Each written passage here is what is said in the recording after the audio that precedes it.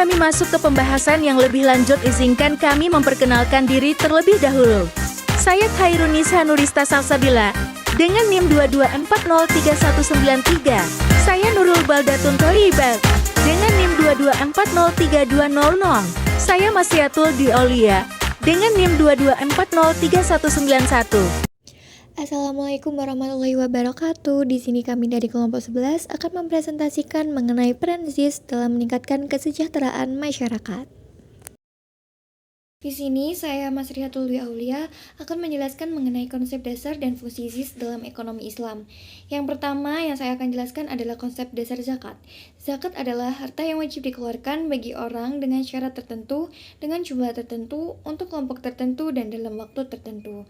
Nah, kewajiban tersebut terkena bagi setiap muslim ketika mereka memiliki sejumlah harta yang sudah memenuhi batas nisabnya. Dan kelompok tertentu sendiri merupakan mustahik yang termasuk ke dalam 8 asnaf. Waktu untuk mengeluarkan zakat sendiri yaitu ketika sudah berlalu setahun mencapai haul yang diperuntukkan untuk zakat emas, perak, perdagangan, pertanian, ataupun ketika memperoleh rikas, dan ketika bulan Ramadan sampai sebelum sholat id untuk zakat fitrah.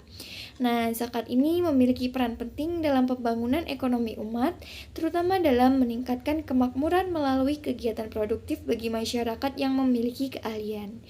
Dengan mengembangkan potensi tersebut, zakat dapat membantu meningkatkan taraf hidup masyarakat menuju kesejahteraan.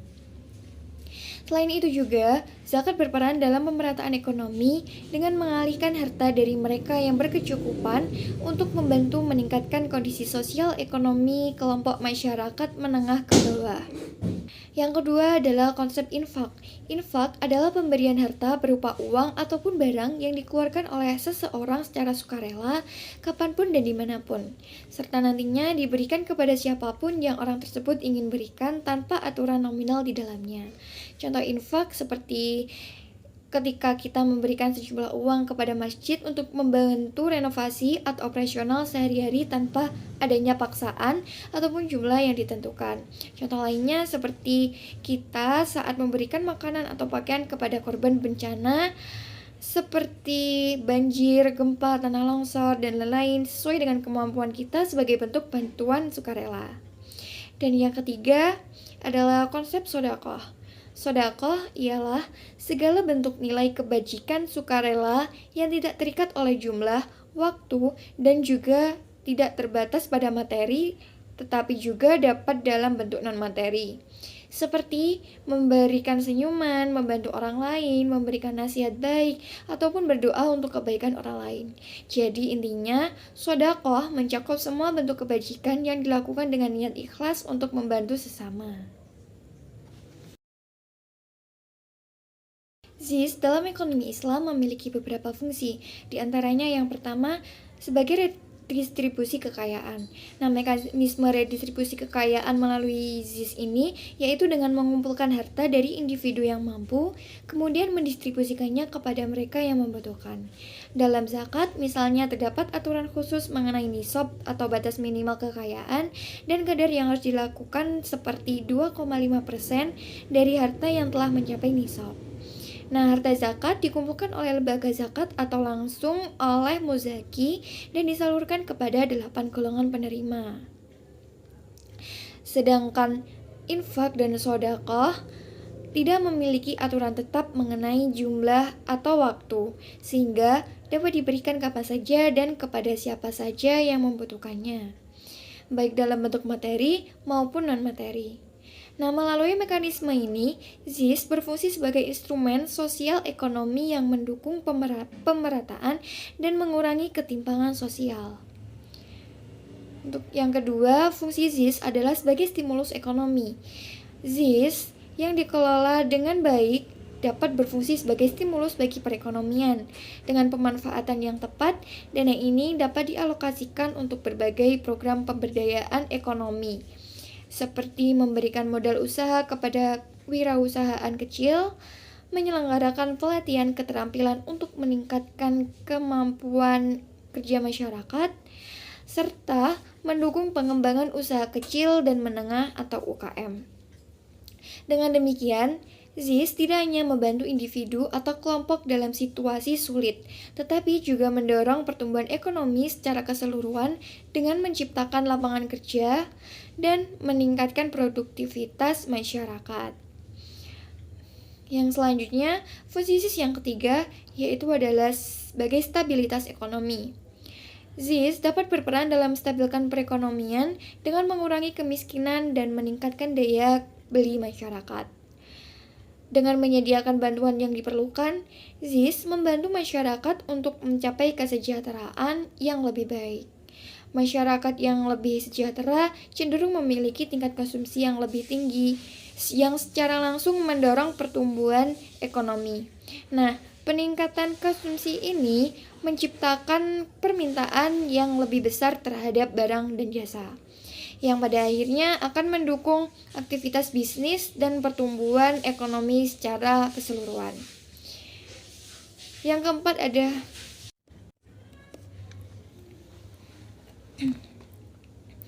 fungsi ZIS yang ketiga adalah sebagai stabilitas ekonomi. ZIS dapat berperan dalam menstabilkan perekonomian dengan mengurangi kemiskinan dan meningkatkan daya beli masyarakat. Dengan menyediakan bantuan yang diperlukan, ZIS dapat membantu masyarakat untuk mencapai kesejahteraan yang lebih baik.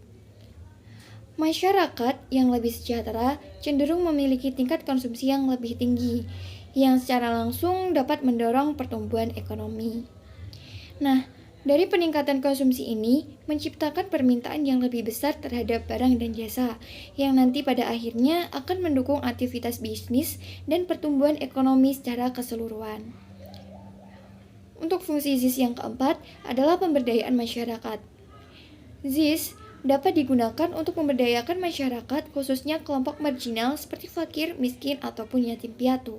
Pemberdayaan ini dapat berupa pemberian bantuan langsung, pelatihan keterampilan, ataupun akses terhadap sumber daya yang produktif. Selanjutnya, fungsi ZIS yang terakhir adalah sebagai pertumbuhan ekonomi. ZIS dapat mendorong pertumbuhan ekonomi dengan meningkatkan produktivitas masyarakat. Dana ZIS dapat dialokasikan untuk membiayai berbagai kegiatan produktif seperti pertanian, peternakan, dan industri kecil.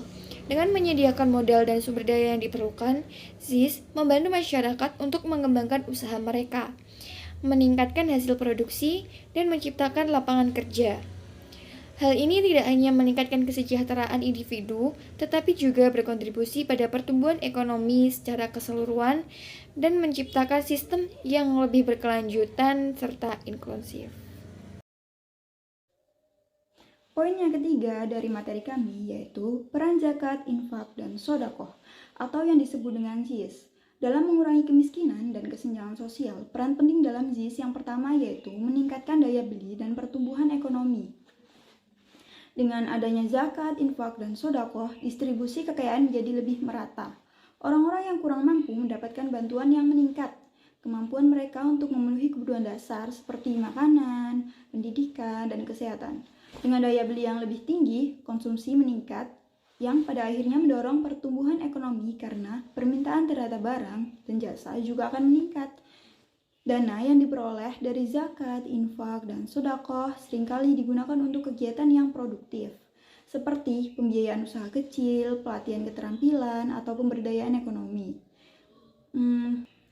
Dengan bantuan ini, masyarakat yang sebelumnya tidak memiliki akses ke modal atau pelatihan dapat memulai usaha kecil yang pada gilirannya berkontribusi pada peningkatan lapang kerja dan produktivitas.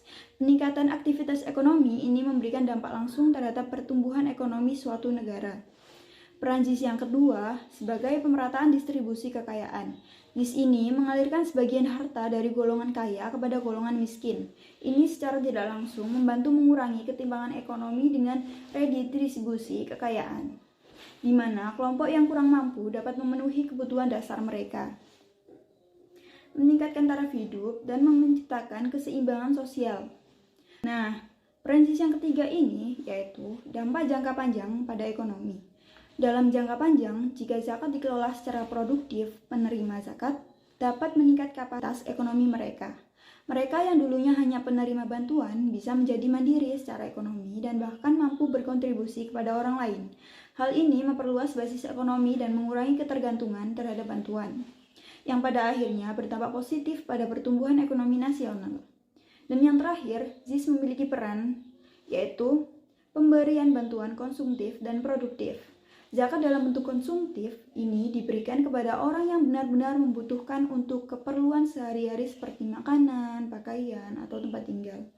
Ini membantu memenuhi kebutuhan dasar kelompok yang miskin ataupun tidak mampu, mengurangi tekanan ekonomi, dan mencegah mereka jatuh lebih ke dalam jurang kemiskinan. Zakat juga bisa diberikan dalam bentuk modal usaha atau pelatihan agar penerima zakat bisa bekerja atau memulai usaha sendiri. Ini adalah bentuk pemberdayaan ekonomi yang memungkinkan individu atau keluarga meningkatkan pendapatan mereka, sehingga mereka tidak hanya bergantung pada bantuan terus-menerus, tetapi bisa berkembang menjadi mandiri. Melalui skema ini, ZIS menjadi alat penting dalam menciptakan keseimbangan ekonomi dan memberdayakan masyarakat secara berkelanjutan. Saya Nisa akan menjelaskan mengenai ZIS sebagai sarana pemberdayaan ekonomi masyarakat. ZIS yang merupakan singkatan dari zakat, infak, dan sedekah memiliki peran penting dalam pemberdayaan ekonomi masyarakat. Yang pertama, pendanaan kesejahteraan jangka panjang. ZIS bukan hanya sekedar bantuan finansial, tetapi berfungsi sebagai sumber pendanaan untuk program yang meningkatkan kesejahteraan masyarakat secara berkelanjutan, membantu individu dan kelompok mencapai kemandirian ekonomi. Nah, pendanaan kesejahteraan jangka panjang melalui ZIS adalah mekanisme yang memungkinkan distribusi kekayaan secara merata di masyarakat, bukan hanya dalam bentuk bantuan finansial sekali pakai, tetapi sebagai modal untuk program-program yang berkelanjutan. Prinsip utama dari ZIS adalah mendukung kelompok yang kurang mampu agar dapat mencapai kemandirian ekonomi sehingga mereka tidak lagi bergantung pada bantuan jangka pendek. Contohnya, dana ZIS dapat digunakan untuk memuat pelatihan keterampilan kerja atau pemberdayaan UMKM, misalnya pelatihan keterampilan menjahit, bertani, atau usaha kuliner. Setelah peserta mengikuti pelatihan, mereka diberikan modal usaha sehingga mereka bisa menghasilkan pendapatan sendiri dan tidak bergantung pada bantuan lagi. Melalui mekanisme seperti ini, ZIS tidak hanya berfungsi sebagai bantuan langsung untuk kebutuhan mendesak, tetapi juga sebagai investasi jangka panjang untuk kesejahteraan yang berkelanjutan. Yang kedua, pengumpulan dana dan distribusi. Melalui pengumpulan dana dari individu dan organisasi, ZIS memastikan bahwa bantuan disalurkan kepada yang membutuhkan, seperti fakir miskin dan anak yatim. Hal ini membantu memenuhi kebutuhan dasar masyarakat. Zakat kan kewajiban umat Islam yang memiliki harta lebih, sedangkan infak dan sedekah bersifat sukarela. ZIS biasanya dikelola oleh lembaga atau organisasi keagamaan yang bertanggung jawab untuk memastikan pendistribusian dana berjalan dengan efisien dan adil. Distribusi dana yang efektif dapat membantu memenuhi kebutuhan dasar masyarakat miskin, seperti pangan, sandang, dan pendidikan yang sangat penting dalam mengurangi kesenjangan sosial. Bagi anak yatim, bantuan dari ZIS bisa digunakan untuk keperluan pendidikan, kesehatan, dan kesejahteraan mereka. Yang ketiga, pengembangan program pemberdayaan. ZIS mengembangkan program-program pelatihan keterampilan dan pendidikan untuk meningkatkan kapasitas sumber daya manusia. Pengembangan program pemberdayaan ZIS bertujuan untuk meningkatkan kesejahteraan masyarakat, khususnya mereka yang berhak menerima zakat. Salah satu bentuk pemberdayaan yang efektif adalah melalui pelatihan keterampilan dan pendidikan untuk meningkatkan kapasitas sumber daya manusia. Tujuannya agar mustahik tidak lagi bergantung pada bantuan tetapi mampu mandiri secara ekonomi dan sosial. Contohnya, seperti yang sudah dijelaskan, lembaga ZIS dapat menyelenggarakan berbagai pelatihan keterampilan berbasis kebutuhan pasar seperti pelatihan menjahit, memasak, bengkel motor, atau teknik pertanian. Contoh program pelatihan menjahit yang diberikan kepada ibu rumah tangga agar mereka bisa menghasilkan produk yang dijual di pasar lokal, sehingga dapat menambah penghasilan keluarga. Selain kursus pelatihan keterampilan, ZIS juga dapat memberikan beasiswa kepada mustahik untuk menempuh pendidikan formal atau kursus keterampilan tertentu, seperti kursus komputer atau bahasa asing. Ini membantu meningkatkan kualitas SDM dan mempersiapkan mereka untuk bersaing di pasar tenaga kerja. Contohnya beasiswa bagi anak yatim atau siswa berprestasi dari keluarga yang tidak mampu melanjutkan ke pendidikan ke jenjang yang lebih tinggi. Yang keempat, penyediaan modal usaha. ZIS menyediakan modal usaha melalui pinjaman tanpa bunga atau hibah untuk membantu masyarakat memulai atau mengembangkan bisnis kecil. Penyediaan modal usaha melalui ZIS adalah salah satu bentuk bantuan ekonomi yang bertujuan untuk memberdayakan masyarakat, terutama mereka yang berada dalam kelompok kurang mampu. Dalam konteks ini, modal usaha dapat diberikan dalam bentuk pinjaman tanpa bunga atau hibah yang memungkinkan penerima untuk memulai atau mengembangkan usaha kecil tanpa harus dibayar dengan bunga atau pengembalian dana yang besar.